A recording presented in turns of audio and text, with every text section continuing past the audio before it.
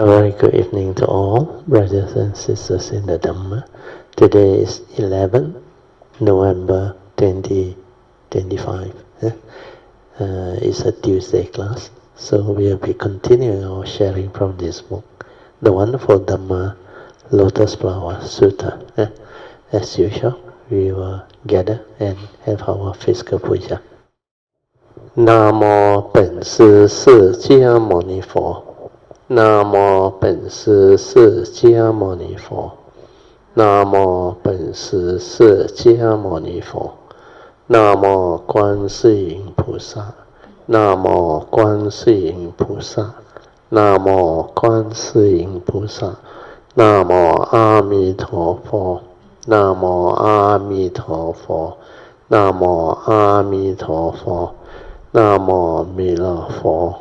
南无弥勒佛，南无弥勒佛，南无药师佛，南无药师佛，南无药师佛，南无普贤菩萨，南无普贤菩萨，南无普贤菩萨，南无地藏王菩萨，南无地藏王菩萨。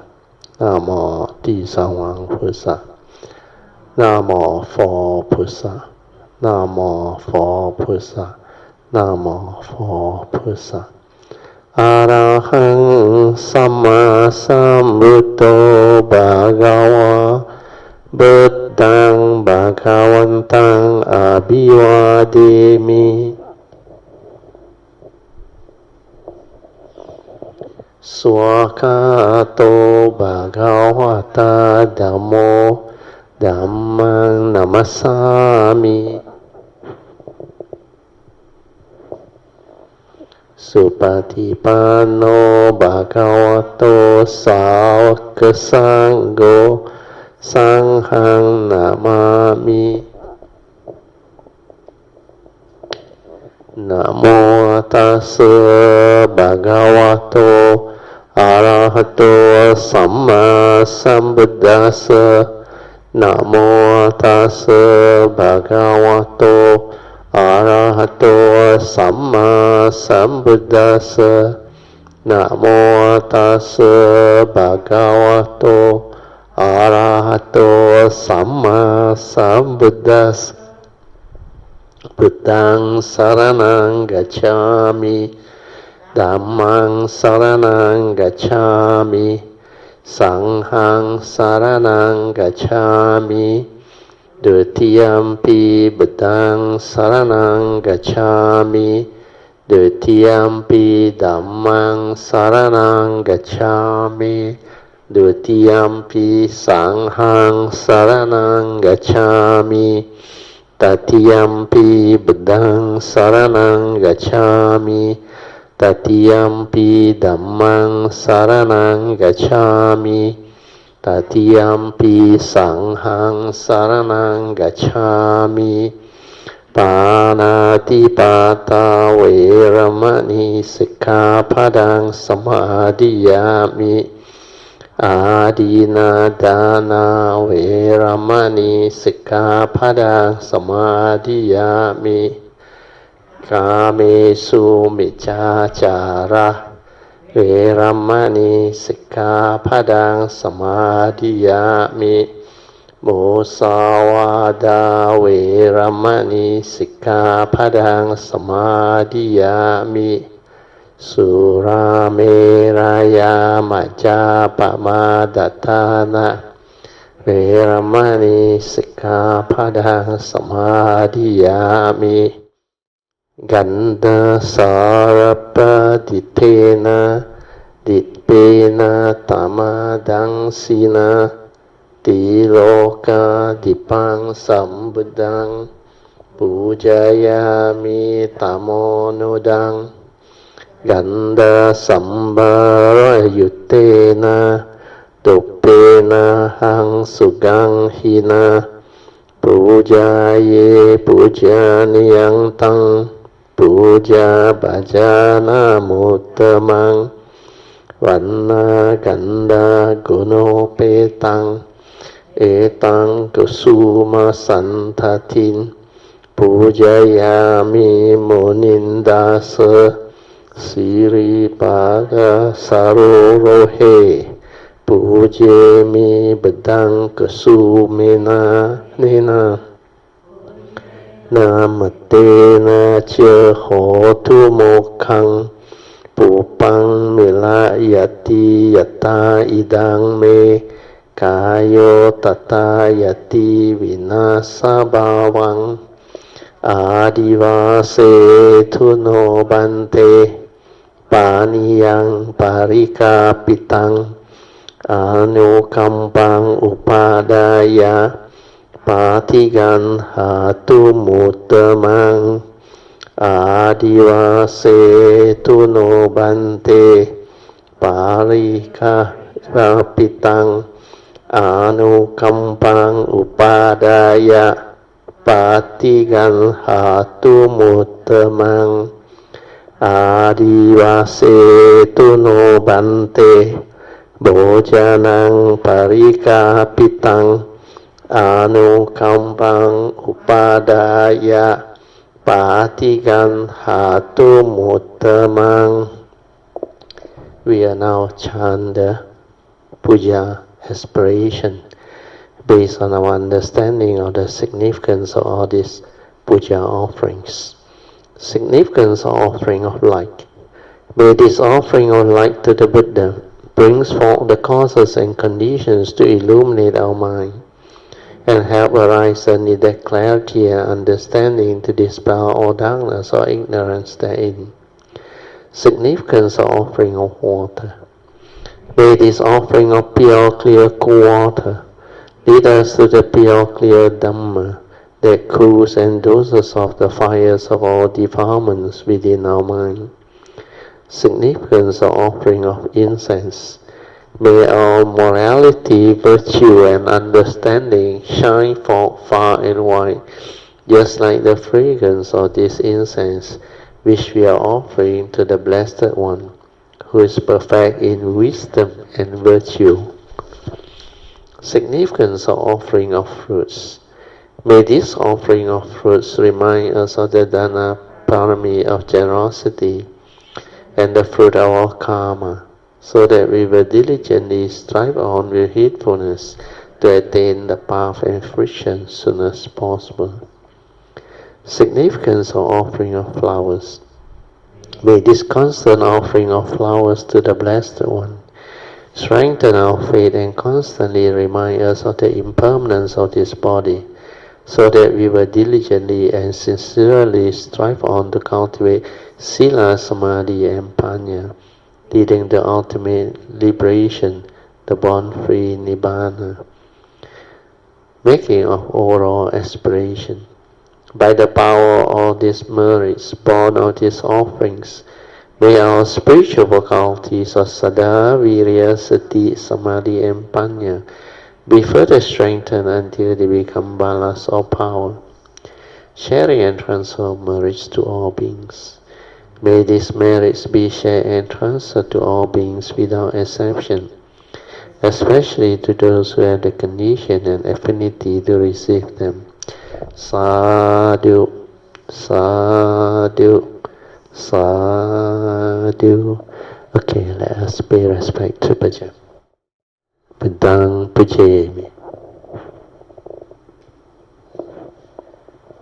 Dhammang pujemi. Sanghang pujemi. Just remember the four support to enable you to develop the stability of inner awareness. The first three are very important. You just have to learn how to relax your body and mind, the first support. Then silence your mind. When you are without thought, you are naturally aware. So to maintain the ability to be aware is the second support. Means whatever happens, whatever arises, just maintain awareness. you can develop the awareness to be aware of whatever manifests, but don't get lost in it. Don't create images or thought process to get involved with it. The awareness nature is very important. That is our true mind, our silent mind. The moment you are aware before the arising of thought, before the knowing, that is your true mind, your meditative mind, your silent mind. So don't let it go out and create the thought process, which is the mundane mind, or what we call the thinking mind, the dependent originating mind. That one is not your true mind. That one is the consciousness with its content, and we call it the mano, or the mundane thinking mind, that manifests the thought process, and within it, it carries with it the content of consciousness, which can be your views, opinion, conditioning, and belief system, etc. And within there, we have this delusion and mental intention within. If you have self-delusion, sakayaditi, then the mental intention will be driven along that wrong view. That's why the egoic mind will arise. And when the egoic mind arises, the personality develops the craving, the clinging, wanting to own, wanting to possess. That's why the greed for things, possessiveness. Then when you cannot get what you want, you become agitated, angry, unhappy, emotional. Then sometimes you become jealous. Then you develop all the unnecessary envy, jealousy. Then through self-delusion, sakayaditi, the lack of understanding, you also develop fear, worry, anxiety. So these are the three words of greed, hatred, and delusion. And this content of consciousness, which carries the evil roots, will make you evil. That's how thought become wrong thought. That's how it creates the karmic conditioning and effect. When there is this wrong thought or wrong view born of sakayaditi or avijja, ignorance, then the evil roots of greed, hatred, and delusion will create the karmic within that thought process. So that mental intention of that sakayaditi or deluded thought, which has the personality and the ego, will bring forth the causes and conditions for this karmic flow to arise. And our purpose to develop this awareness-based meditation is to enable us to see all this clearly, so that we understand all the nature's law that governs life and existence, the law of karma, the law of mind, the law of truth. Especially the law of mind, we can see how everything arises, dependent, originating, condition arising. They are all causal phenomena. They come, they go. When causes and conditions arise, phenomena manifest. When causes and conditions sustain itself, the phenomena continue to evolve.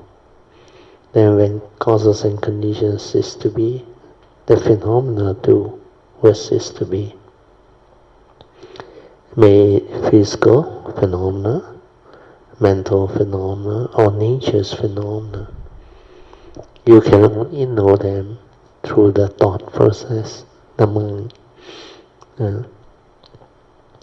But when you don't use the mundane mind, you use your true mind, then you develop the direct seeing. Then you can see things as they are without delusion, without interference from your memory, your thought process. Then through that, wisdom will arise. And when they arise, you will not be deceived. And this wisdom, the Buddha called it Yoniso Manasikara. Manasikara is attention, Yoniso is wisdom. Wisdom at the moment of sense door activity, attention. When you pay attention, then that consciousness with its content manifests. It's like making contact. So through this silent inner awareness, we can develop a lot of understanding. We can insight in the phenomena through the direct seeing, and we can awaken to all this truth. Then we will clearly understand what is this five aggregate of form and mind all about. It is a phenomenon, dependent originating, not a permanent unchanging entity. Then you will understand that this so-called human being, or the five aggregate of form and mind, is not a permanent and unchanging entity that you can grasp onto, cling onto, hold onto, and say, this is me, this is I, therefore all this can be mine. Then you develop the understanding of who you are, what you are, and how you function as a human being. That human being, or the so-called form and mind, is only a karmic conditioning from our karmic nature. It is just a vehicle and a tool that manifests from that karmic nature. Then when it manifests, it follows the nature's law that governs life and existence. That's why it has the characteristics of impermanent, because it's dependent originating, condition arising, causal phenomena. That if you want things your way, which is not in accordance with nature's law, then when you cannot get what you want, you suffer. That's why when you want things your way, which is not in accordance with nature's law, then you will suffer, because like the Buddha said, whatever arises, there are causes and conditions behind. And it will go that direction. It cannot be otherwise. If you want things your way, which is not in accordance with the nature's law that governs life and existence, then you cannot get what you want. And that's how suffering comes to be the first noble truth reality, which is very, very clear. That's why from understanding this law of dependent origination, you will understand the universal characteristic inherent in all phenomena.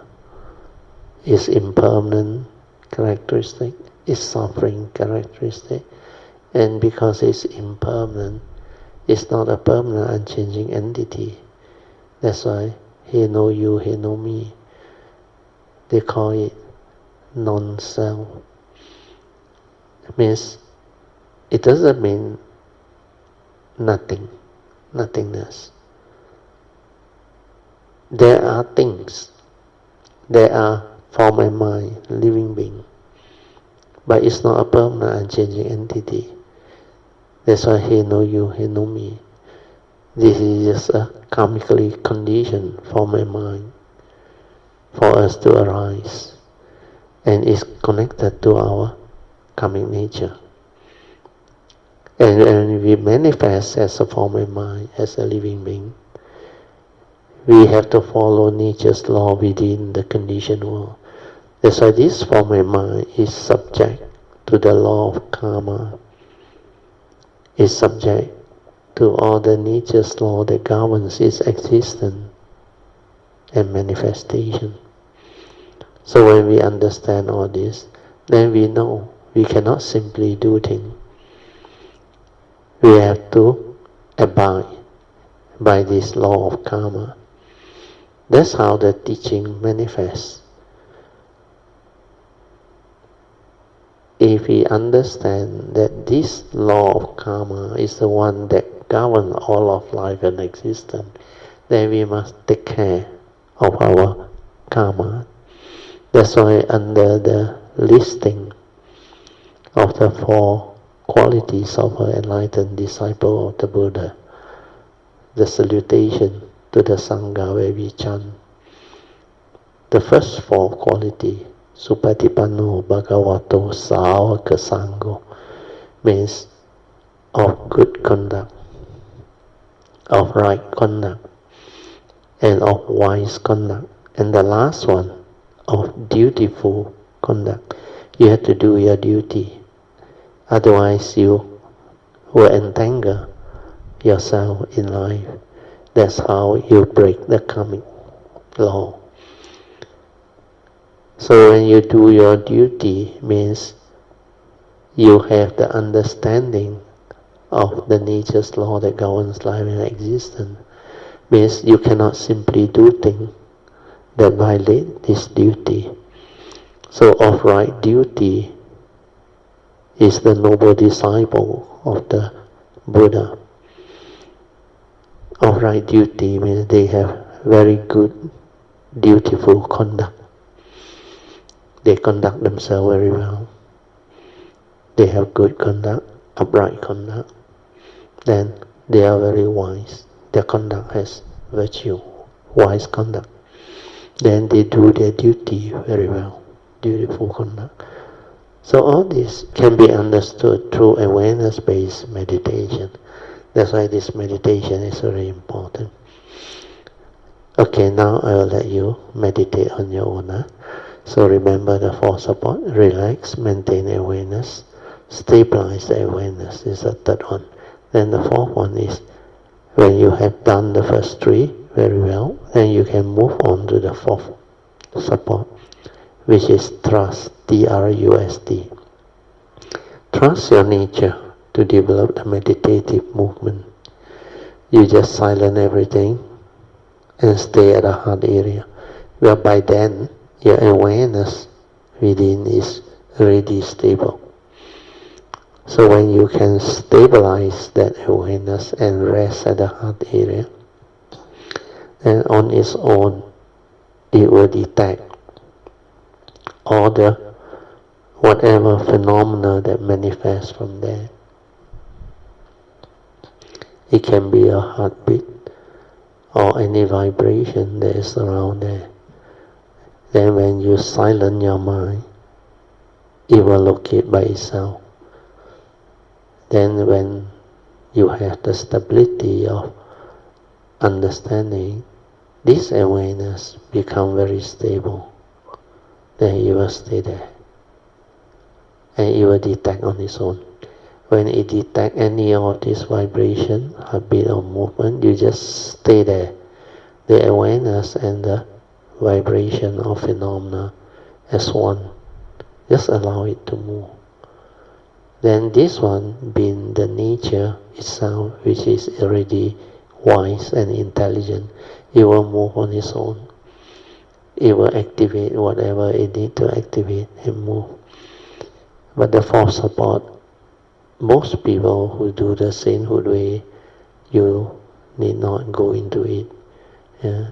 But if you want to continue beyond the sainthood way and realize the Bodhisattva way, then you should and you have to do the 4th support, which is trust.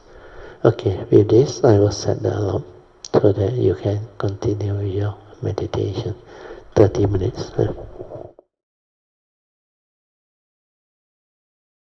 So tonight we have all the a spiritual trip to Hsuan by a group of Karimata led by Sister Alicia.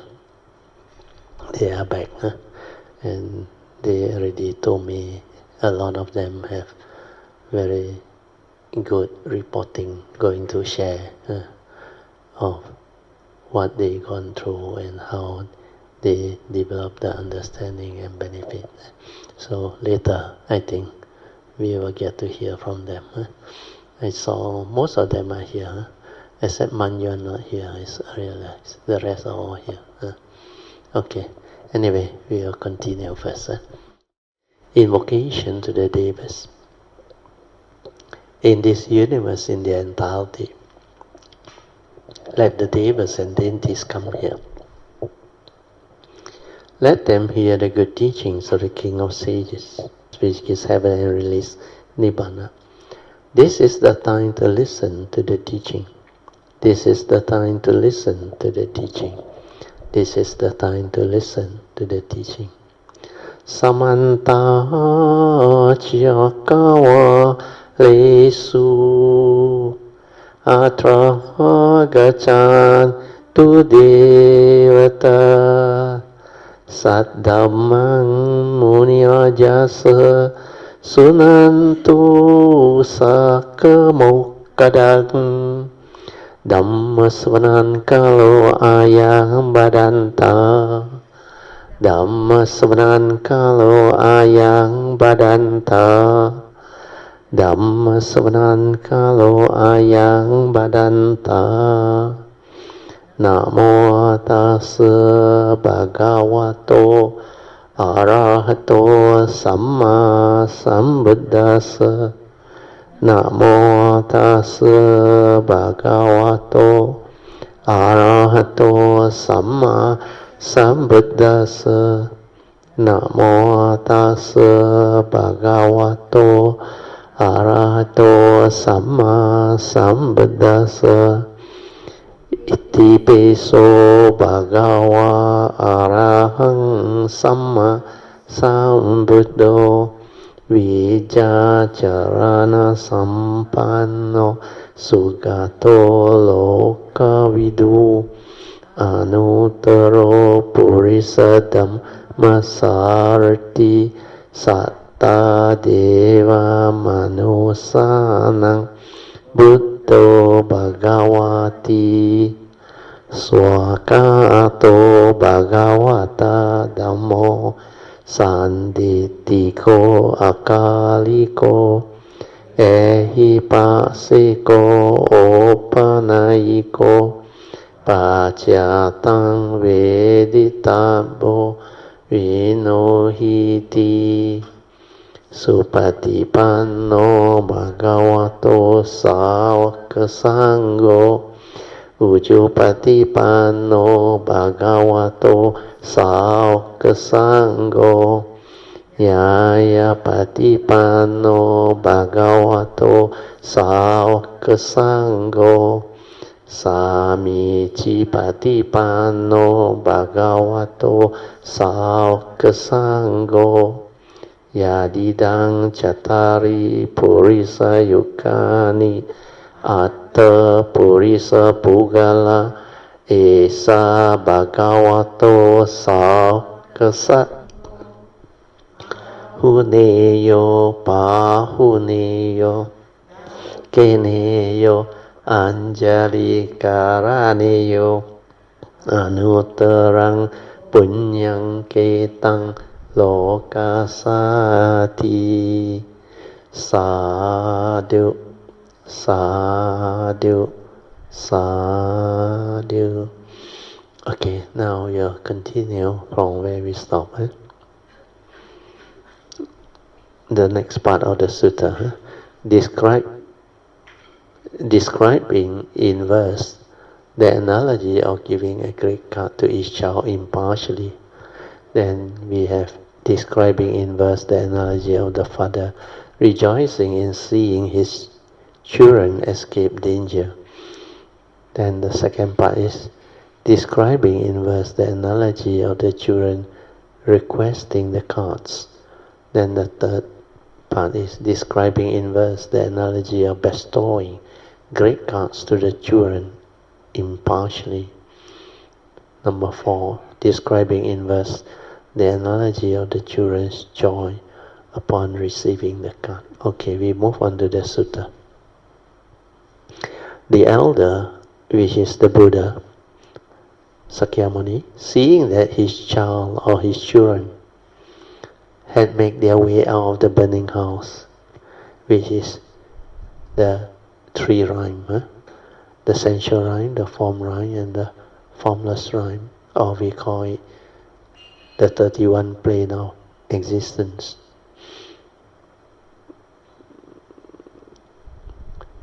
So on seeing that his children had made their way out of the burning house and settled themselves down at the crossroad, sat on his lion seat or throne and congratulated himself, saying, "Now I'm happy. All of these children of mine." I read it wrongly.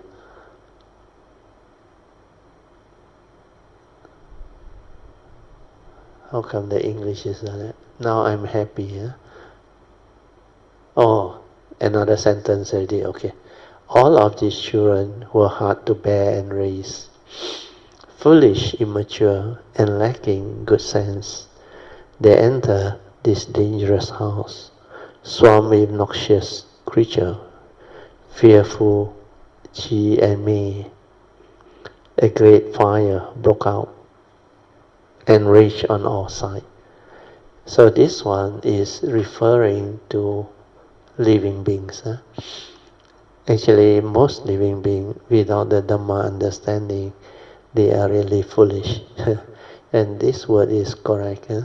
Immature and lacking good sense. That's why they enter this dangerous house, swarmed with all these dangerous things that can happen. Then it's like fearful, full of possibility. Then a great fire broke out, means almost. When this great fire occurs, means it's burning most of the civilization at that time. Okay. Anyway, I read on. In spite of this, all the children clung to their amusement because of their foolishness. Then the Buddha said, "I have now rescued them and saved them from the pending disaster. Therefore, I'm the happiest of all people." Then we go on to the commentary. The first part refers to when Sakyamuni saw all his children escape the 3 rhyme, which is the 31 plane of existence, sensual rhyme, form rhyme, and the formless rhyme. He sat on the lion throne and congratulated himself, saying that he was extraordinarily happy. The elder continued, "All of these children were hard to bear and raise," meaning it was not easy to bring these young children, who represent all the living beings in the world, and raise them. Means teach them the Dhamma. It was a very difficult endeavor because these people were foolish, immature, and lacked good sense. They entered this dangerous house, swarming with noxious creatures, fearful Chi and me. A great fire broke out and raged on all sides. Commentaries. The children were naive and immature. They lacked wisdom. That's why they went into a dangerous house infested with hordes of poisonous creatures and scary sprites, goblins, and monsters. Then a great fire broke out, blazing in all 4 directions. So that was how bad it was. So in spite of this, all the children they still clung on to their amusement. Commentary. These young children were greedy for fun and amusement. They played in the house until they forgot everything, to the point that they were in grave danger. The elder continued, I have now rescued them and saved them from this disaster. Therefore, I am the happiest of all people. Because of this, the Buddha was excited and the happiest person of all. So this is the literal meaning of the text. Then Hsuan said, now let me explain it in detail, okay? The elder, the Buddha, has 10 kinds of virtuous conduct, which were explained previously. He sees that all living beings have run out of the burning house, the 3 rhymes, and gather at the crossroad. What is a crossroad? As we have discussed earlier, it is a metaphor for the Four Noble Truths. The living beings, those in the 5 destiny, the 30 children, and the 500 people have escaped the 3 rhymes and arrived at the position beyond study. Means they have realized arahantship and beyond. They clearly understood the Dhamma of the Four Noble Truths, which is the Noble Truth of suffering, the cause of the arising of suffering, the Noble Truth regarding the cessation of suffering, and the Noble Truth that proclaim the path that leads to the cessation of all suffering. Thus, they are said to have settled themselves at the crossroad. Previously, the elder was standing outside the room, not seated on the lion's seat, because his children were in danger. His being outside represents the Buddha's concern and fear that not all living beings have been saved. The Buddha was worried that all the living beings in the burning house of the 3 rhymes were in grave danger. Why was he so concerned? He could not forsake living beings, because the Buddha is like a great compassionate father and all living beings are like his children. He felt compelled to rescue them. This was his concern. He feared that living beings in the 3 rhymes would fall into the lower destiny if he did not save them. Seeing that all the children had escaped calamity, he had no more fear. He could sit down on his lion's seat. In the previous chapter, skillful means the text says, now I am joyful and fearless. The Buddha was very happy. He no longer feared for his children. These are the connotations of the word sad. There is another possible interpretation. Previously, the Buddha had not encountered beings with the disposition of the great vehicle, so he remained standing. Meanwhile, he thought living being the lesser vehicle, means the sainthood way or sound hearer vehicle, and the Pajjeka Buddha vehicle.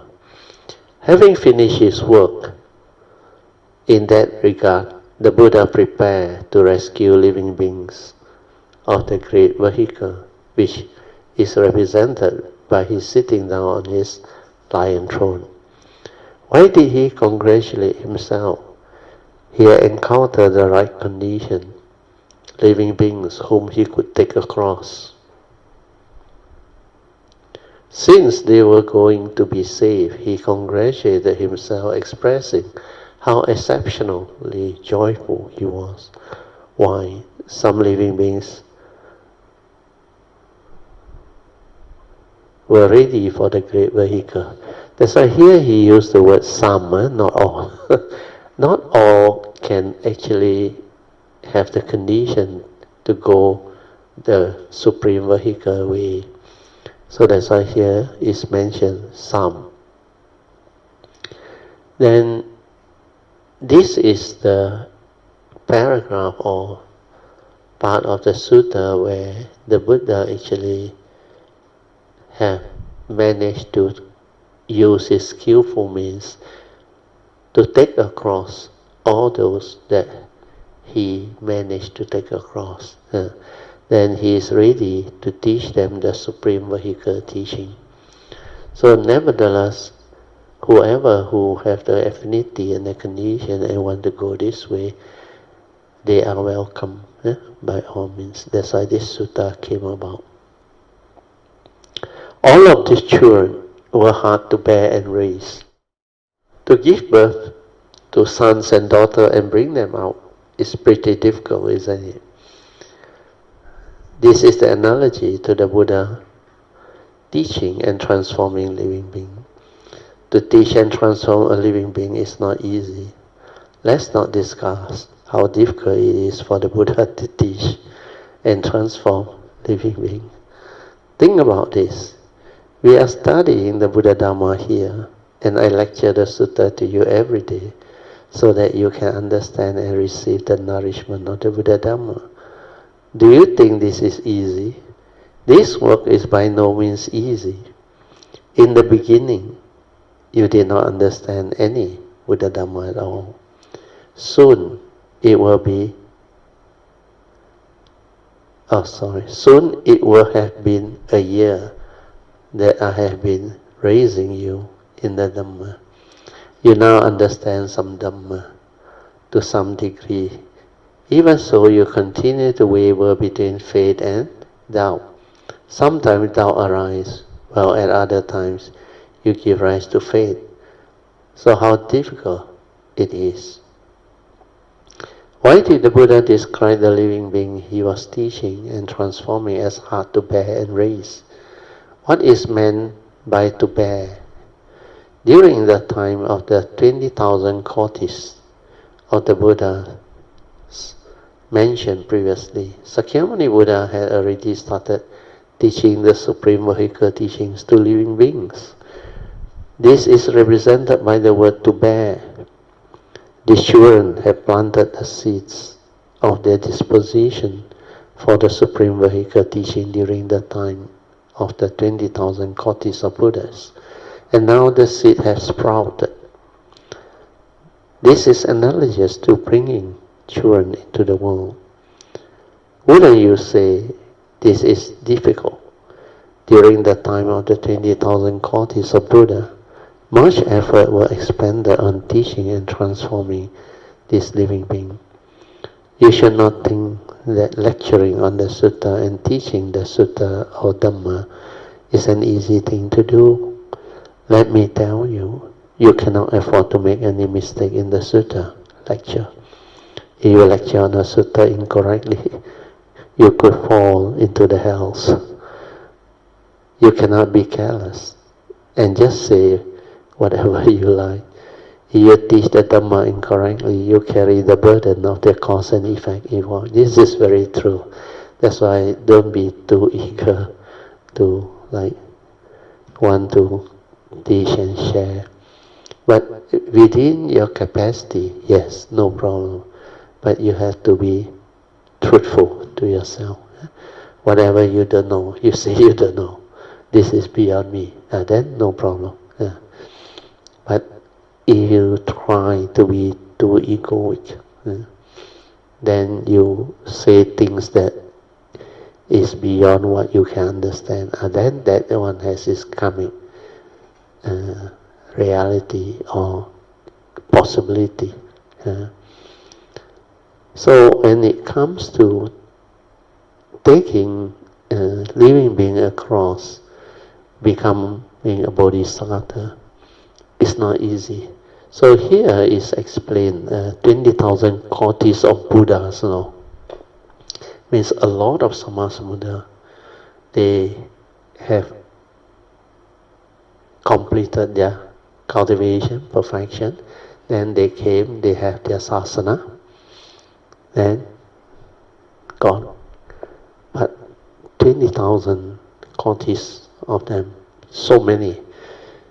And a lot of these living beings, they are countless. Some, after so long, they still haven't developed the understanding or have been taken across completely. So now Sakyamuni Buddha came, delivering this wonderful Dhamma, Lotus Flower Sutra.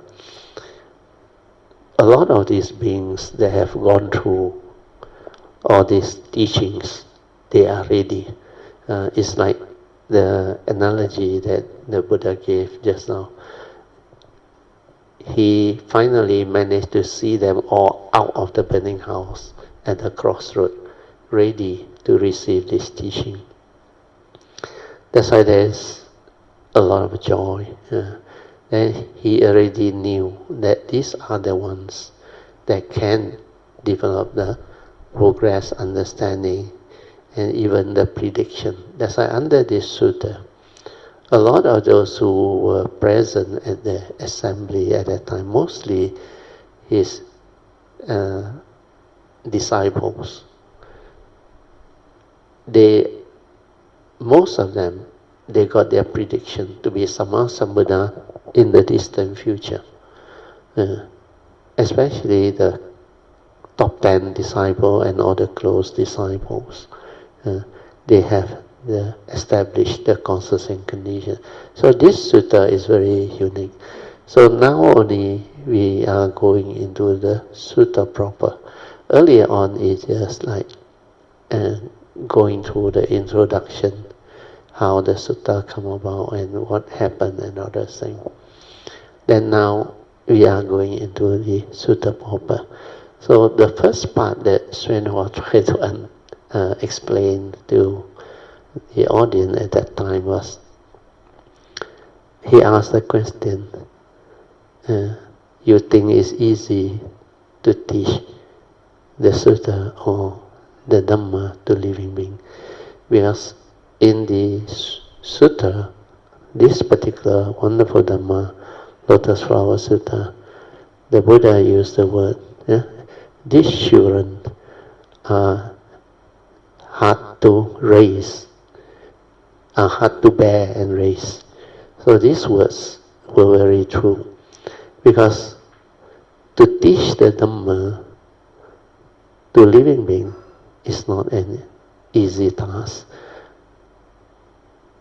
Even to teach your own kid, it's not easy.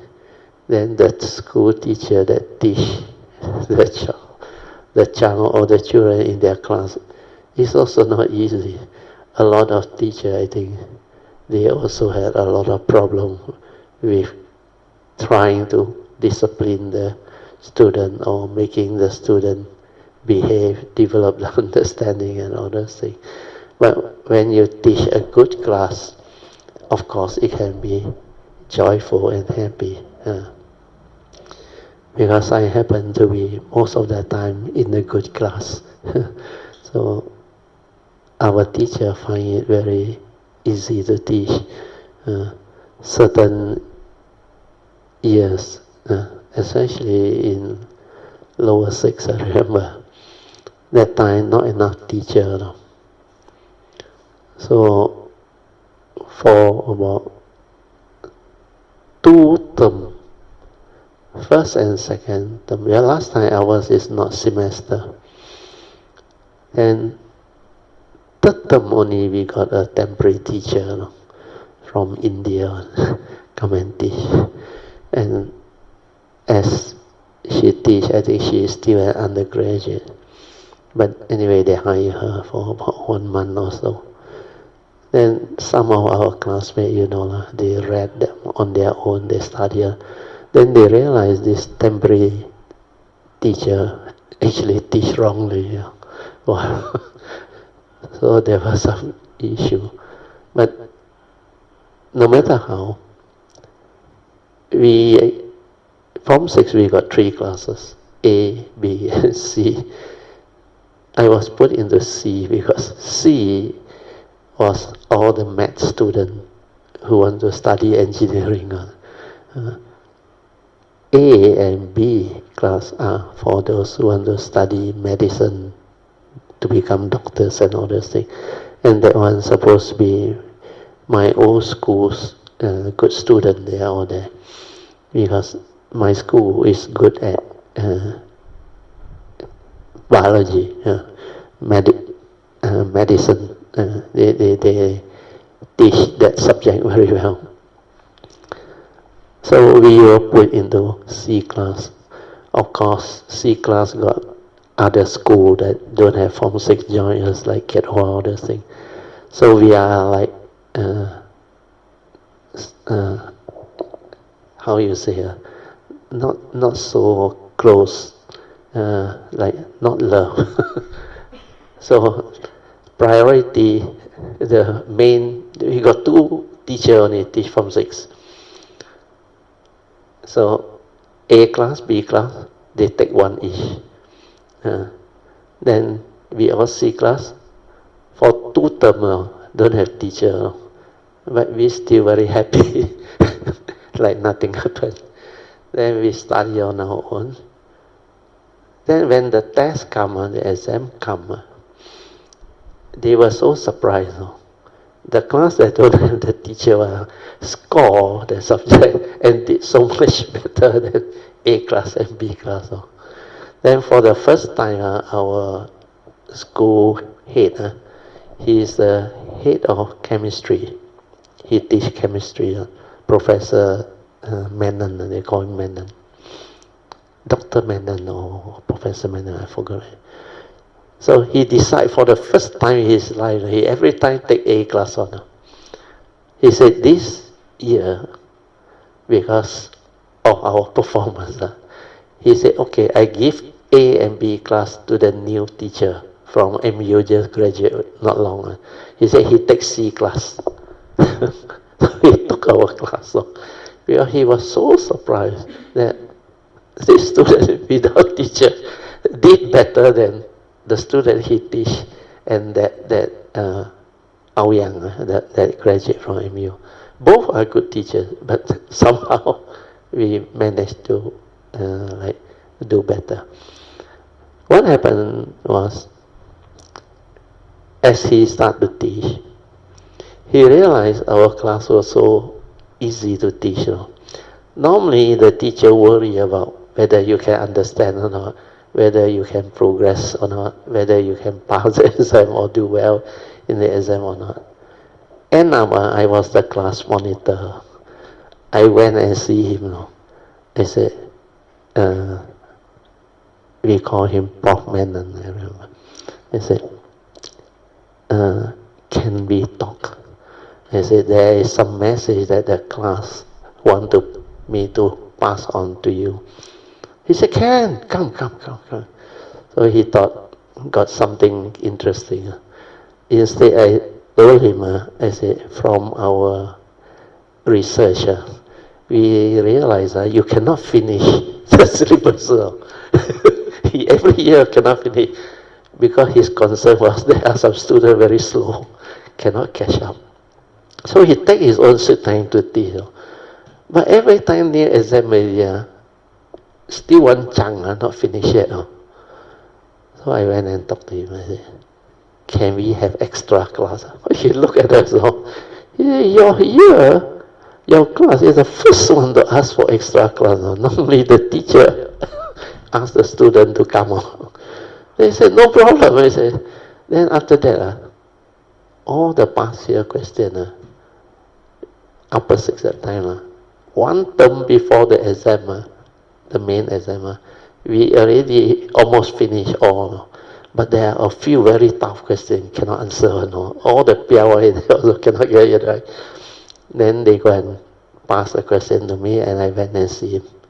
And he looked at the thing, he smiled.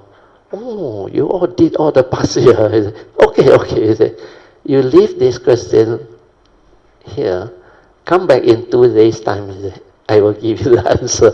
Oh, he really solved it. He damn good. Then when the exam come out, our class got 23 students only. He went and checked the result. He came and told me, he said, Tio, thank you so much. I'm very proud of you. He said, 16 out of the 23 scored A, you know. Chemistry. He was so proud. Then my physics teacher also said, coming on. He went, he checked my neighbor. He said, Tio, A, 1 and 2. Means they got 2 papers. I think one is grade 1 and one is grade 2. Then a lot score all that year. That's why what I'm trying to explain is when you teach the Dhamma, as I say, if it's good student, very easy to teach. They will come and ask you questions, they will share, they will request a lot of things, and the causes and conditions will arise. And you will know these people are smart, bright, and they can really understand. And they really have the passion, the keen interest. That's why I see in a lot of Kaimita also say, those who are full of faith, have the understanding and all say, my nature rejoices. Well, this is the way things are in the world. So it's not easy to teach. Not everybody can understand.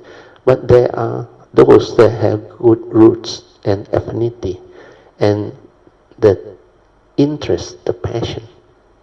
And these are the ones when they search, they really, really search on. And they ask a lot of very good questions. Then they develop the faith, the joy, all those things. But as far as Dhamma is concerned, after the long period of cultivation, my nature evolved differently. For me, I'm not interested in the number. Understand? I'm more interested in the quality of the cultivator, those who came and developed the understanding and the learning. Because it's not about the numbers. You have a lot of students, a lot of, for our case, Kayamita, if they are not serious, they don't have the faith and the affinity and the causes and conditions, no point. They will drop off. They will not make it. But once you have quality one, you only need a few. And this few, over the years, over long period of cultivation, they can become true cultivator, and they will progress very far and deep, very well. And this is how, for me, I don't have that urge or desire to share and teach. If there is no condition, nothing happened. That's why 1989 until 2004, 15 years, I did nothing. But when causes and conditions arise, my nature will know, and I will share, I teach. And when I share, I teach. For me, sometimes you may not understand. I'm not like most teachers, worry about the student. No such thing. For me, you can be anybody, no need to be close to me, even if you don't know me. But you have the potential, my nature will know. And I will teach, I will share. But just like the Buddha said, he told Ananda, he who sees the Dhamma, sees him. Understand? It's not you close to him, you related to him, you know him better, you see him. No. He who sees the Dhamma sees him. And he also used the word, he who serves the sick, serve him. That one, the meaning very deep one. Very few people understand. When he says serve the sick, doesn't mean physically sick.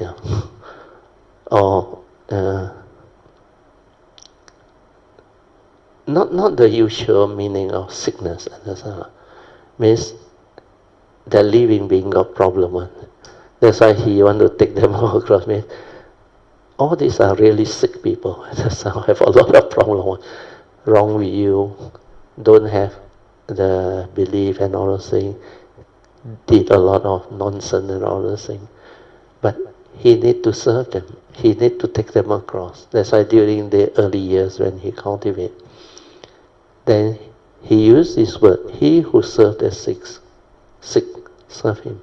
So a lot of people misinterpret. They thought looking after the sick people, yeah, it's like you serve the Buddha. No, it's not like that. Means people who need Dhamma. Dhamma is the medicine. Okay, we go back to the sharing. Okay, the karmic part. I think we haven't finished. There's another paragraph on it. If you lecture incorrectly on the sutta, you are said to be blinding the eyes of the people and gods.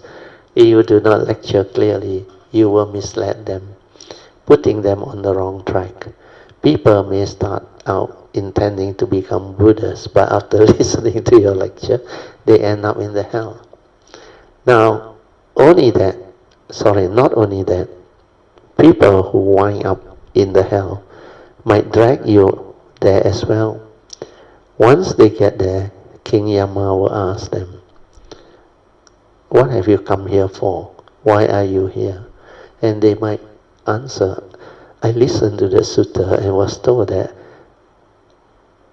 I did not need to cultivate. I only need to take certain drugs to realize the principle of emptiness. Therefore, I did not cultivate. Now I know I was wrong. But it was because he misled me. So you should get him down here too." When King Yama hear this, he will probably find the accusation reasonable. So he will send for the lecturer as well and drag him into hell. Wouldn't you say it's difficult? So this one, I think, is just a humor.宣化add in as a humor. But the blind leading the blind is very true. If that person don't have the Dhamma, how can he teach? Correct, huh? He himself also don't know what that thing is. It's like you want to go somewhere, but he's a blind man. He not only cannot see, he cannot even find his way there. Then you ask him to teach.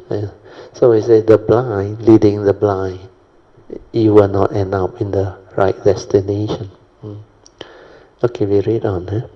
However, even during the time of the 20,000 cohorts of Buddhas that came before Sakyamuni Buddha and have been teaching living beings the Buddha Dhamma, the supreme vehicle. After such a long time, see, he brought a small number of them to maturity. So after teaching so long, so many Buddha, when Sakyamuni become Sammasambuddha, it is not the many that he take across now. Yeah, it's only 2,600 over years ago, somewhere in northern India, I think, near the Nepal area and all those things, the 4 sacred sites. There he became the Sammasambuddha. And how many people can he teach at that time? Of course, you include the Devas, the non-human, there may be quite a number, but also won't exceed maybe 100 million. Human being may be much less, but the non-human is a lot more. Anyway, we read on. After such a long time, he brought only a small number of them to maturity. This is represented by the word race. How much time did he take to teach and transform this living being? A long, long time indeed. During all this time, Sakyamuni Buddha expended a great deal of effort and toil, hard to nurture the seed of the great vehicle or supreme vehicle. The disposition of the supreme vehicle and the condition for the supreme vehicle. It was a lot of hard work. This one really true. You really need the faith. You really need the perseverance. And you must have the passion to do this work. It is like planting a tree, carefully placing the soil around it, watering it, fertilizing it. Even planting a tree requires effort. If you are planting a flower, it also requires a lot of work to care for it and water it. In today's Chinese class, we learn the sentence, red lotus fill the pond. Do you know how much work it takes to cultivate all those lotus in the pond? You can imagine how much effort it took the Buddha to teach and transform living beings so that they could leave suffering and attain bliss. Such effort is represented by the phrase, hard to bear and raise. Actually, when it comes to the lotus, the Amitabha Buddha got a beautiful saying. He said, when you can really develop that teaching to transform living being into enlightened being, and is represented by the lotus. The lotus, because the lotus is like, you look at all the great beings, they always sit on a lotus or stand on a lotus. So Amitabha Buddha, he prepared a lot of pure land, and his pure land is very unique. His pure land is a pure land to train Sammasambuddha, and those cultivators of the way that have affinity with him and develop his cultivation way to take rebirth in the Pure Land. So he had this saying, is it? In a lotus pond, when he trained them, he said, 莲花处处开. In Mandarin, means the lotus flower, they keep on blossoming everywhere. Then, every one of these is his Pure Land. 一朵一净土. It is a very beautiful saying. Means he really trained and create beautiful Pure Land. And all this that he trained, they also can help him create Pure Land. That's why every lotus is another Pure Land. 一朵一净土. Then 莲花处处开. Actually, I like that phrase. When I heard that for the first time, my nature really opened up and rejoiced. This is how Dhamma can be taught. And if you have the right student or right Kayamita, they can really receive very fast and they can progress very fast and they can actually do very well too. And all these are possible. Okay, we go on. I have to stop already. Maybe we stop here. Okay, we stop here, we mark here. Today we are very fortunate. We have the 8 immortals that crossed the South China Sea. Pa Sian Ko Hai came back from China back to Malaysia. And I think from what I heard, their trip went on very well, very successful. We asked Alicia briefed me, and he was very kind. Today he, together with Freddie, PG and Elsie, they take the trouble to come and invite me and my wife, together with Chan and Waifan, for this very nice dinner at Kong Sai Chai. I don't know how you all call it in English. Anyway, he briefed me on the way and also at the dinner when we were there. They had a very beautiful spiritual trip to Hsuan. That first part of the itinerary, Hsuan was perfect, weather, everything was perfect. Then later on they move on to Nanjing. They also have very good what they call encounters, and they were so surprised that instead of going for site visit and tour, tour of Nanjing, they end up visiting, I think, 16 temples. A lot of temples. Because they were lucky, they hired the transporter. The transport assigned a driver.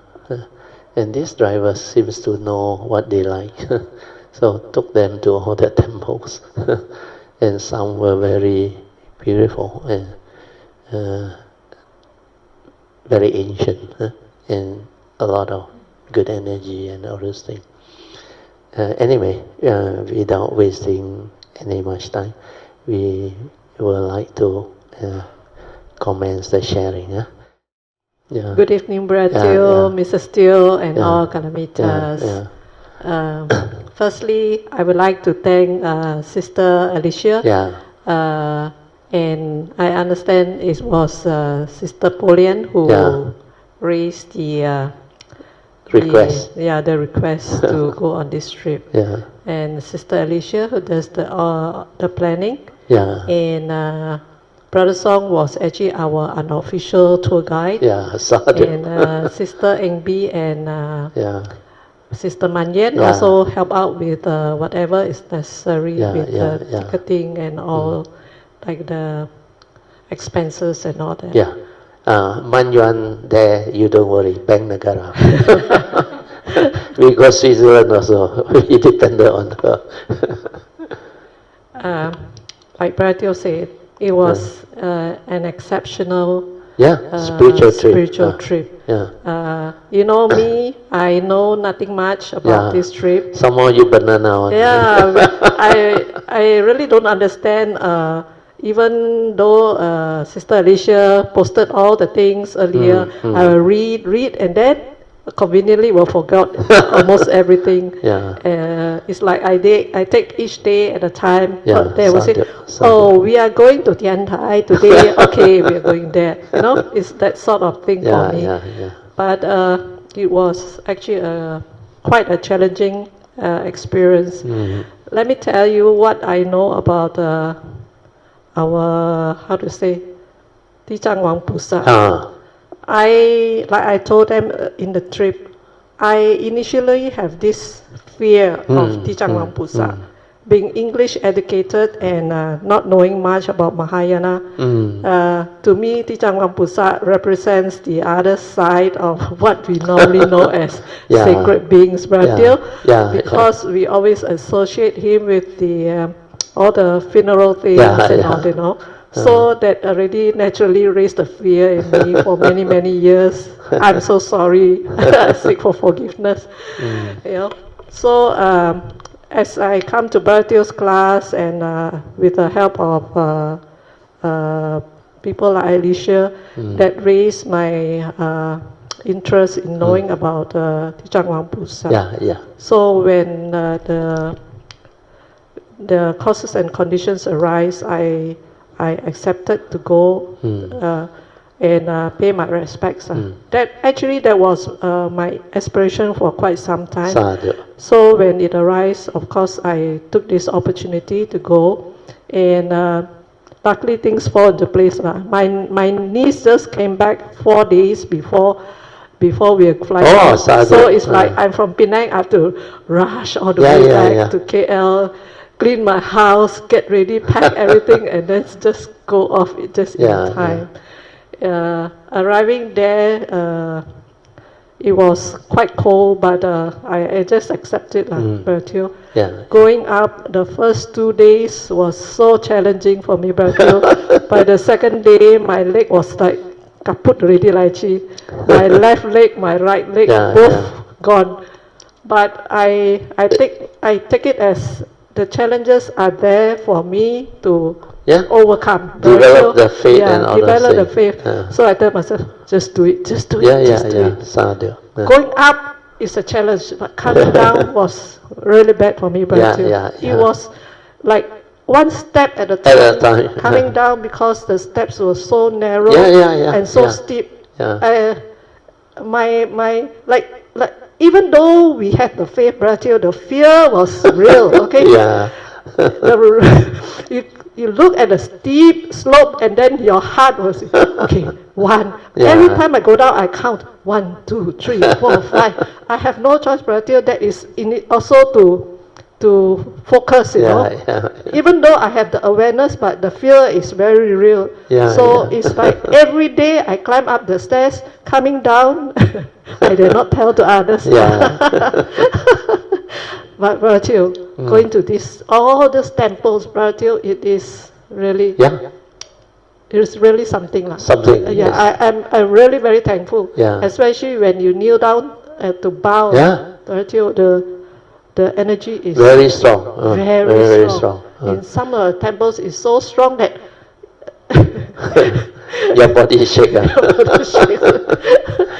I heard Manjuan was crying Yeah. at one of the temple. Huh? Yeah. I think most of us have that experience. Then especially at the place where the body was kept, Yeah. Rosen. Oh, Rosen. there the energy very strong. Yeah. That whole of that monastery where they place the Rosen, I think is down there. I forgot which level already. At the lower level. Yeah, lower level. There is one there. And he is a Korean prince. He's not from China. Yeah, knowing about a little bit about his history actually he was is a very Korean good, prince. very good for me because. But he decided to go there and settle there, and that was his life history. That's why a lot of Kayamita now they know they have affinity with Tijang Pusa. Earlier on was only obvious was Alicia, because the chanting come by itself. And then the chanting, there is a video link sent by this Alicia. It's very good. You all should listen to it and develop affinity with it. The video that have the Tijang Pusa with all the chanting inside there. It's very well done, very beautiful. You continue, PG. Actually, that place you mentioned, Brother Teo, we went back 2 times because the first time we went, it was too crowded. And you know the China crowd, they do not give way to you. They just don't let you pass by. So luckily we had a chance to go back. The conditions are such that we did go back again. And of course, then we have more time to go around. That one was very good. Yeah. Well, my trip there, I remember, we all actually blessing in this guy. We actually not supposed to go there already. Then luckily, after dinner, after dinner, 6 something, almost 7 o'clock already. Then one of the Kayamita, who I've heard his friend told him, you go there, you must go to that temple with his body still properly laid down there. The Rosen, they call it. Then we asked the guy, I told you. And you know what his answer was? So late already, you want to go? I say, go. So we went. So it was a blessing in the guy, but when we went there, the whole monastery closed down already, And no tourists, nothing. But that time also hardly any tourists. At that time, no Kibuka, nothing. I think 10 over years ago. Then we were there. Then I detected the energy, very strong. Then I know it's down there. That's why after that we went. The place I remember quite big. Have to walk quite a lot. Then finally I detected the thing. Then I called the computer. I said, we go down. Then only they tell us the body was down there. Then after that, I think we did some chanting.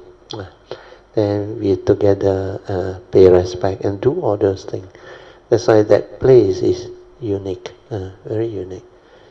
It seems according to Alicia, they say every 6 years they open up the body. 60 years. 60 years, sorry. I forgot that just now she told me. The hair and the nail still there. The body hasn't deteriorated. But whatever it is, it's more for us to develop the faith. And if you have affinity, you can detect that a store Bodhisattva's special great being's energy. Then, of course, you know how to request for his blessing, protection, and guidance will be better, a lot better. And he is very, very compassionate. He actually served the hell being. And he used to share his cultivation. If he don't go, who will go? Like PG say, nobody want to do that job. But he volunteered and developed the vow to actually take them all across. So all these, they have their unique qualities. Yeah, PG, you continue. In a few temples we did the chanting. One of them I remember was the Heart Sutta. One of them was the repentance. And there's another one I think I can't remember. But of course I cannot remember which temple. Then what? I can only remember Tian Thai. Yeah, Tian Thai. And the rest all I cannot remember the name. No problem. Yeah. As I bow in each temple, the gratitude was so immense. Sadhu. It's like, I know that there are many times when I doubt myself, in the cultivation, what on earth am I doing? Sadhu.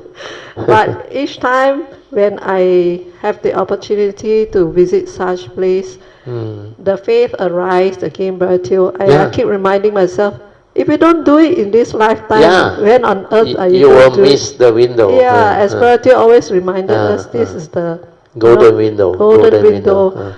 Do not miss this golden window, And I'm always grateful to Brother for reminding us, patiently guiding us always. Sadhu.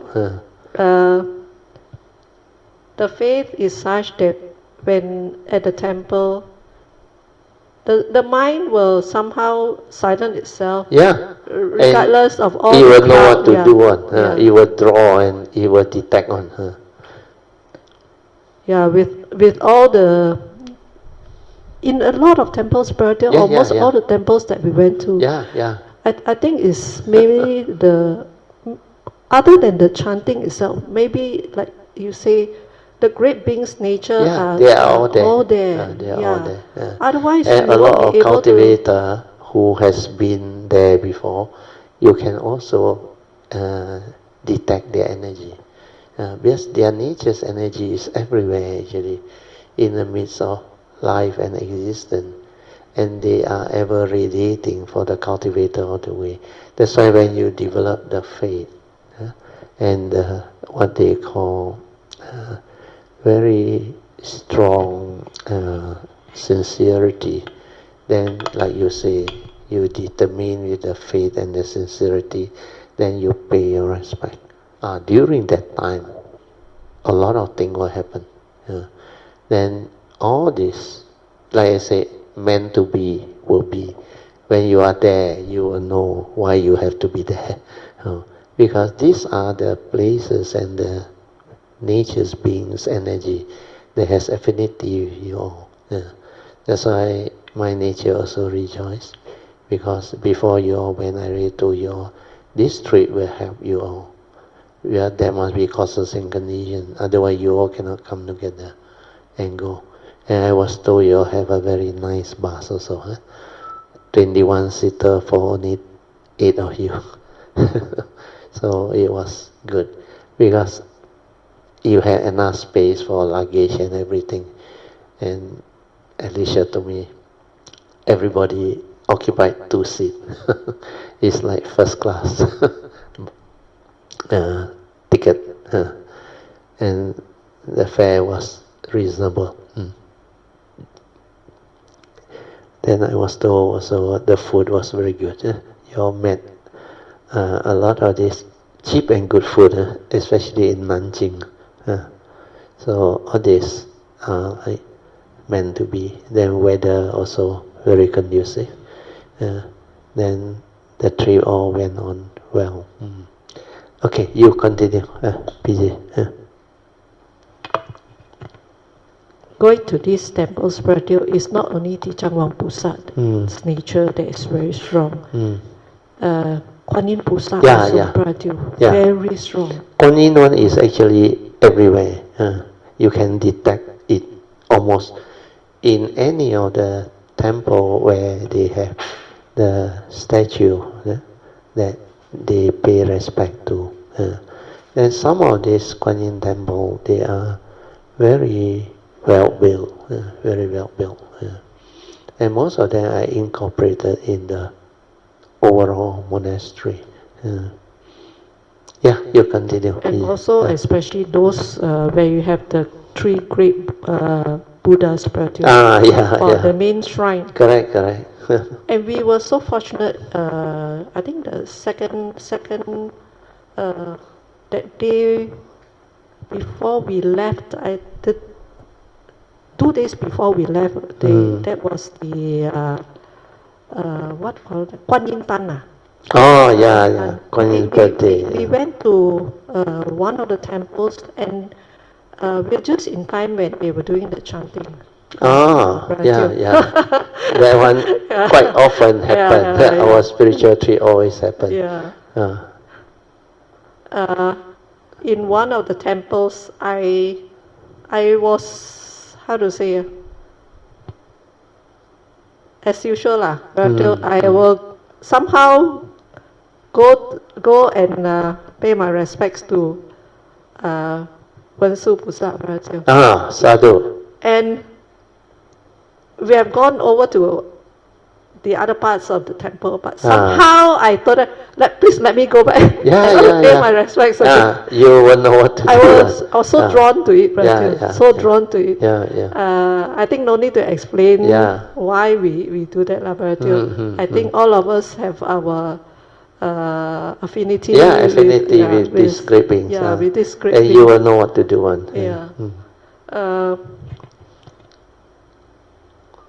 This trip actually has taught me, how to say, other than the gratitude, we have to strive harder, because, like you say, sometimes we take for granted a lot of things. Like we think I think I know things. I think I know the Dharma. Having been with Bradil for so long, but actually what I know is just maybe 1% of what is available for me to know. You know, like all these bodhisattvas, all their vows. You know, for them that to one come, is a big field, very big field.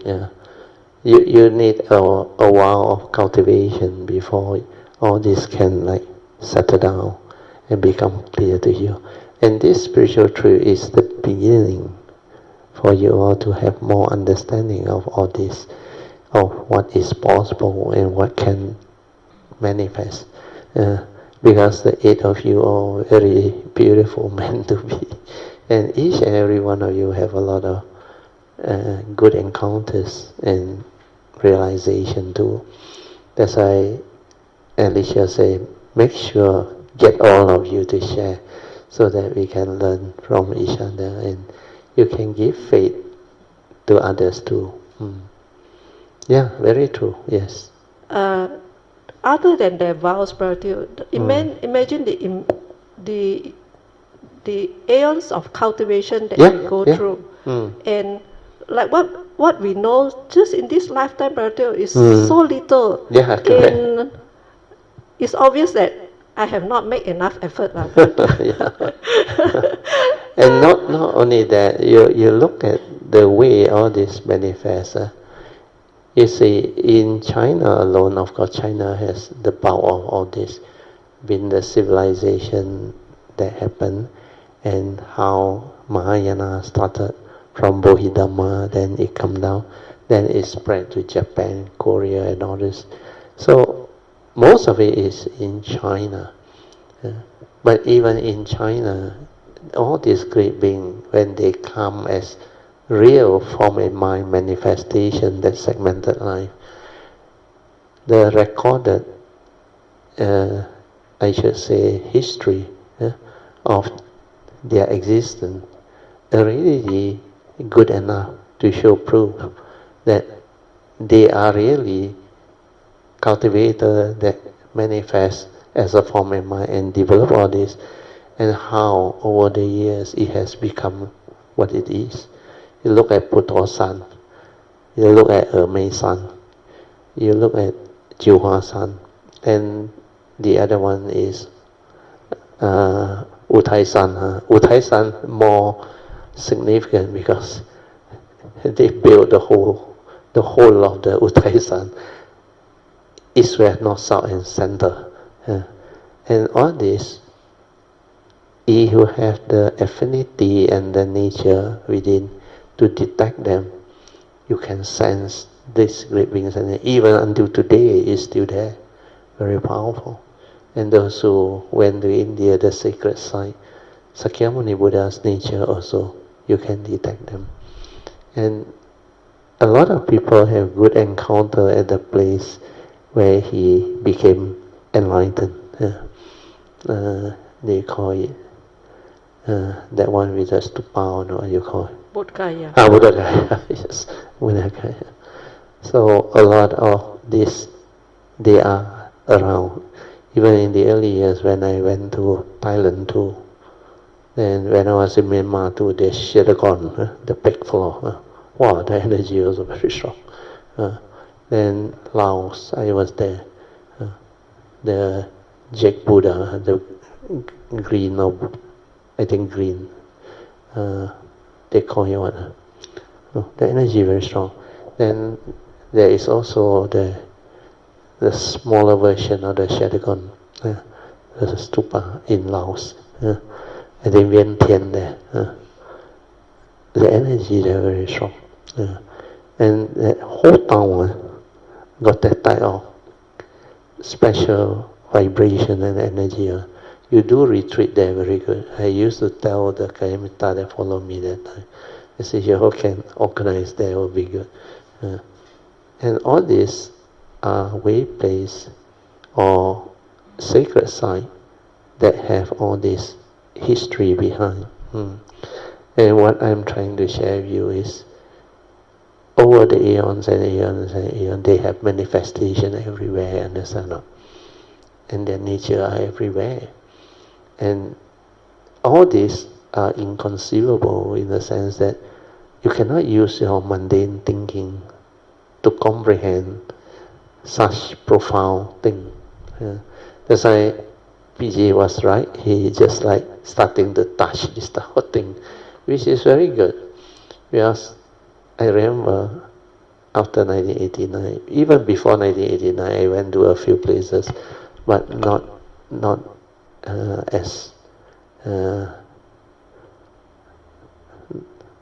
the same as after 1989. After 1989, all the spiritual trip I went, I became different. I can detect a lot of things, and I know why I have to be there. And I have a lot of gratitude too, and sometimes tears and all those things. But I never have a situation where I cry. No. Tears, yes. But I never cry. Because my nature like that. If something can make this one cry, means it has to be very special gratitude. Very special gratitude. Otherwise it won't. Even that time, after 89, I looked at Kuan Yin's image in my house. I pay respect to thank her. The tears came, but I didn't cry. I didn't cry. Then many of these, because my nature has evolved and become very different. So maybe that phase already over. But inside, deep inside, can detect. And I am glad to say those 8 of them who went for the Juhua-san trip, most of them, their nature activated already. Of course, different degree. And how much they can detect depend on the individual, but most of them have. That's why my nature knew when Alicia told me the 8 of them. I said, very good, sadhu. Then I said, this will be a very good spiritual trip. Where on their own they go, then they learn, then they ask for instruction and guidance, which is very useful. That's why I say, the morning chanting, the evening chanting, and develop the faith. Then develop the stability of mindfulness when you are there. All this will create the causes and condition for things to arise. And if it's meant to be, it will unfold. So you all come back, really become immortal already. Okay, brother, every morning we start off, of course we do our morning puja, normally on the bus itself. And coming back, we do our, closing pujas, sharing merits. Sharing merits, as in the hotel before we go to our room, as reminded by Brother Teoh.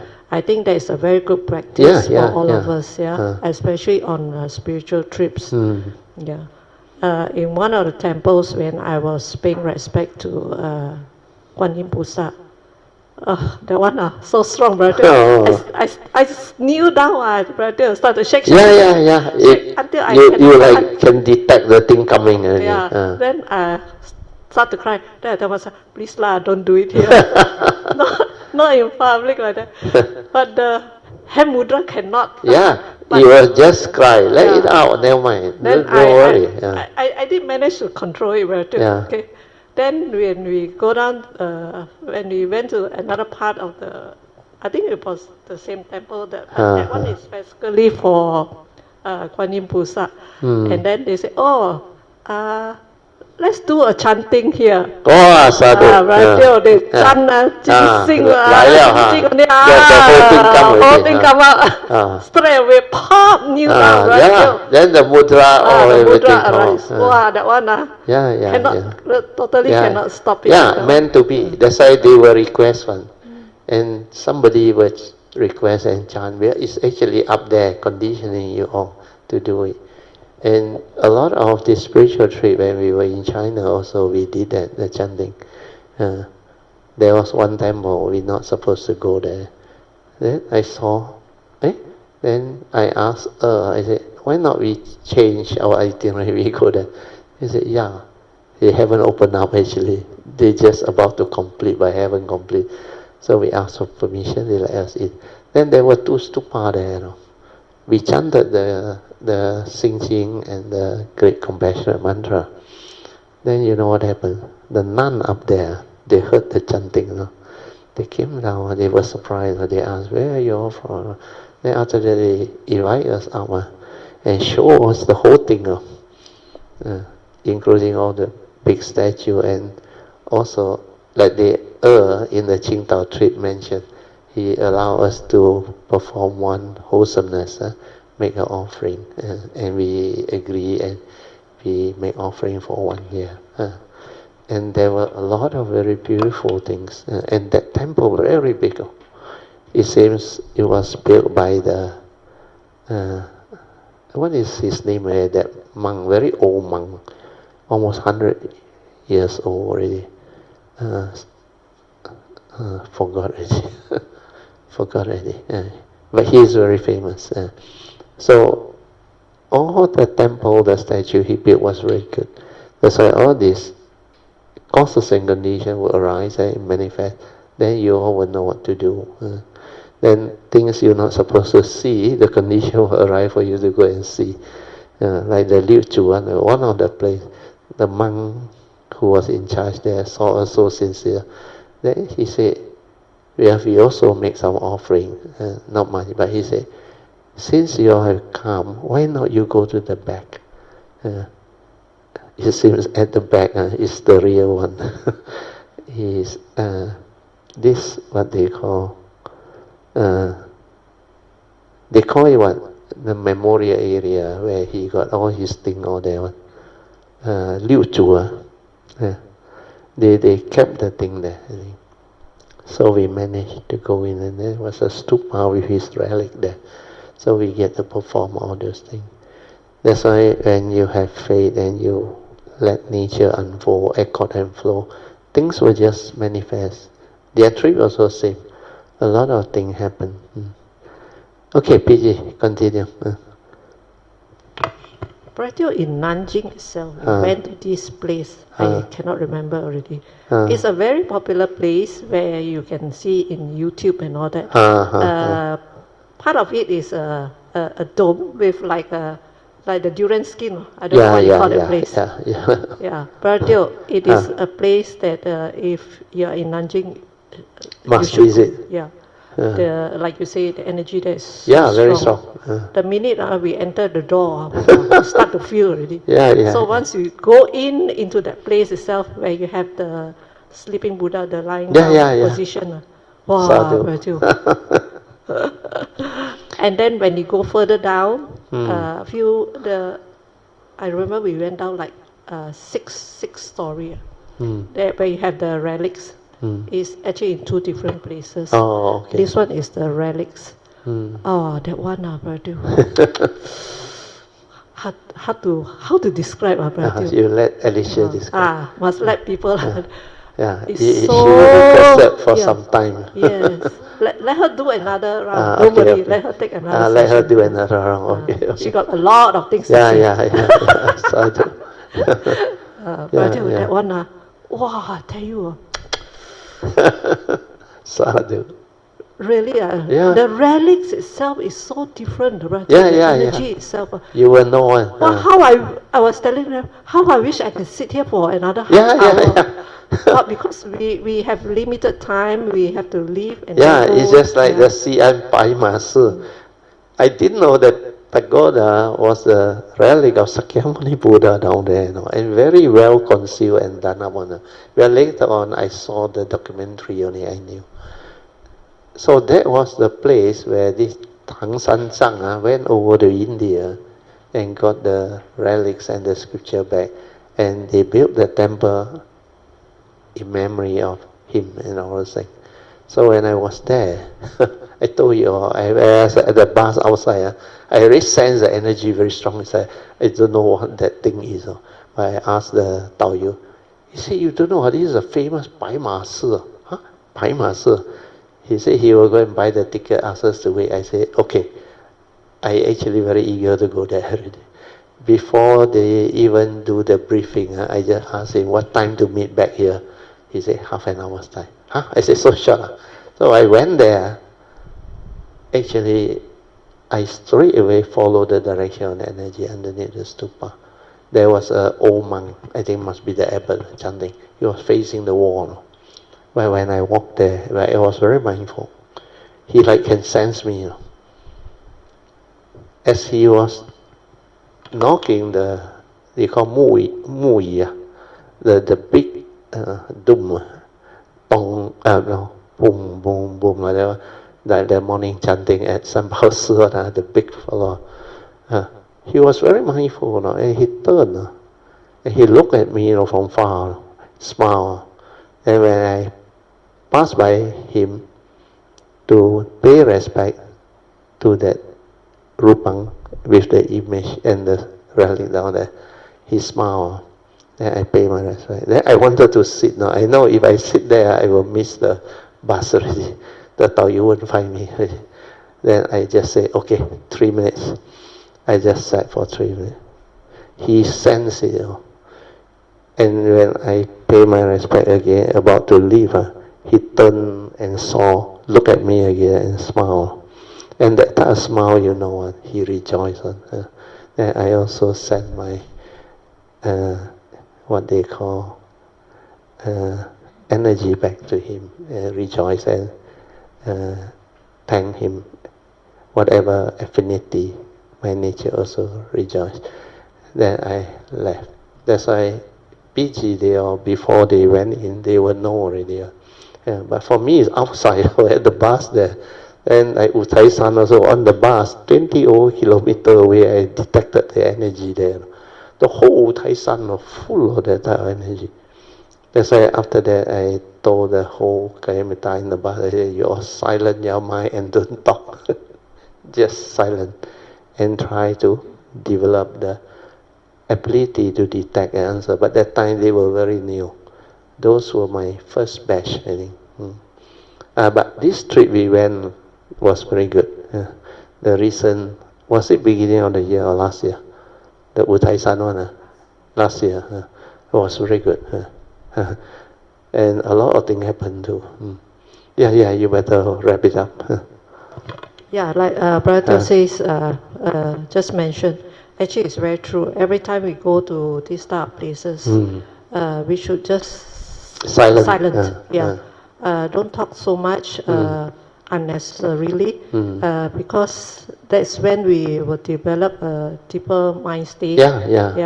It helps us, as we go to individual places to pay our respects. Yes, it deepens your faith. Then it actually, without you knowing it, or all the rest of you, it opens up your heart without you knowing it. But that type of nature's energy will activate you. It's like you are doing the fourth support.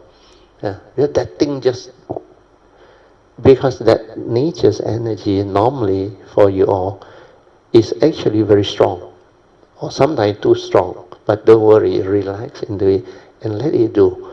Then especially when you were there, every night you sleep, very different. A lot of things happening inside there. That's why after that spiritual trip, you come back, you feel like completely knocked off. Then after that, you rest for very long. You really sleep. That time is it's not healing, but it's like developing the movement for you inside. Then after that, you become different. You understand the Dhamma differently. You develop the faith, the gratitude, the compassion, everything differently. And a lot of understanding just flashes through you. Well, when that nature opens up, when it's activated, a lot of strange things happen inside there. But only the cultivator of the way will know. That's why the Dhamma is pacetang. And when it comes, it is very beautiful, very strong. Okay, 4 more minutes. A lot of times after visiting the temples, I come back, I cannot sleep. Too much energy. Also, Brother, okay, let me wrap up this sharing. In both places, Hsuan and Nanjing, I was so thankful that every temple that I went to, I thank all the great beings, all the people who made who built the temples and make it possible for all the pilgrims to go, and of course the people there, the people living there. I always wish them, good health, success, and everything that they can cultivate to further their cultivation. Brother, especially because of their support. That temple get to become what it is, like Sampo temple.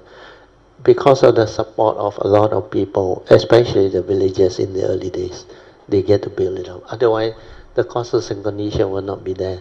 And if it's not built up, you all also don't have retreat. We all also won't go there. True. We will not benefit. And all this manifests from simple thing, the single thought of wholesomeness of the Bodhisattva, the abbot that started it. He has this putti singer to spread the Dhamma. And the best way to spread it is to build all these way place, real way place. That's why I spend a lot of donation on our Kayamita fund on Sampo temple, is because it's very wholesome. That's why the Kayamita force is fantastic, because the temple is going to last very long now. And every time people go there, conduct retreat, like our Kayamita was saying, a lot of this Kayamita is going to develop the understanding, awakening, and progress. And over the aeons and cultivation, it's like direct selling. You are the top, you call what, the first one out top tier. The first one is called what? No, the first one, no. There is a name for it. Upline, but the top floor. No, they got different direction. different direct selling got different name for it that follow. I remember last time AIA they also got one. He said you are the first follower. Like Vairocana Buddha, you know that? He's the first Sammasambuddha. From he teach so many come out. So the upline all overriding go back to the top one. So the first one that planted the seed of Bodhi that started all this. That's why a lot of Mahayana monks, they like to build temples because of that. But it must be the correct one, doing all the wholesome thing and all those things. Okay, PG. Yeah, especially in Nanjing, all of us know the history of Nanjing. The Japanese the terrible occupation, times that they the go war. through. So I'm very thankful that there are many temples, and especially the one that we mentioned earlier. I'm so glad that they have such powerful places to counter all those negative energies and at least make the lives of the people there better in that sense. You know, Paratil. So much gratitude to all the great beings and all the abbot and the sangha for doing all this, and of course to all the people who make it possible. I will end my sharing here. Thank you, Paratil. Very good. Let us rejoice. Sadhu, sadhu, sadhu. Thank you for the good sharing. The rest, next session. Okay, we will do the sharing of merits, transfer of merits. Then after that, we will end our closing puja.